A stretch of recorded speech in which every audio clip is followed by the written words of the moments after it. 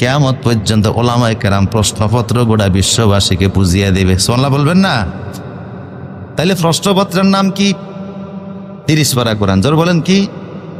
30 পারা কোরআন। এই প্রশ্নের আলোকে আমরা দৈনিক যা করি বা লিখি, যা আমল করি, এগুলি ফেরেশতারা আমাদের গলার ভিতরে ওই উত্তরপত্রের খাতার ভিতরে লিখে আপনি প্রশ্ন করতে পারেন। যদি আমাদেরকে দায়িত্ব দিত, আমাদেরটা আমরা লিখতাম।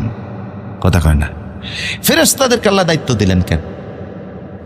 ওয়া ইন্না আলাইকুম লাহাফিজিন, ফেরেশতাদেরকে আল্লাহ কেন দায়িত্ব দিলেন? ফেরেশতারা কেন লিখে? আমাদেরটা আমরা লিখতাম। আমরা যদি লিখতাম, কলমের অপব্যবহার হওয়ার সম্ভাবনা ছিল কি ছিল না?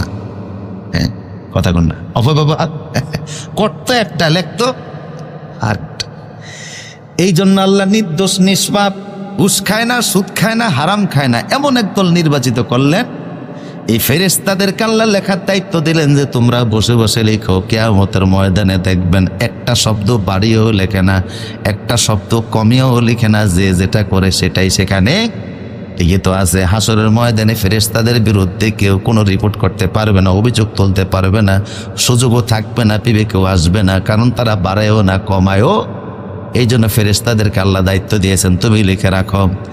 প্রশ্ন করতে পারেন যে ফেরেশতারা আমাদের এইগুলি লিখতেছে, আর দুনিয়া হলো পরীক্ষার হল, আমরা হলাম পরীক্ষার্থী।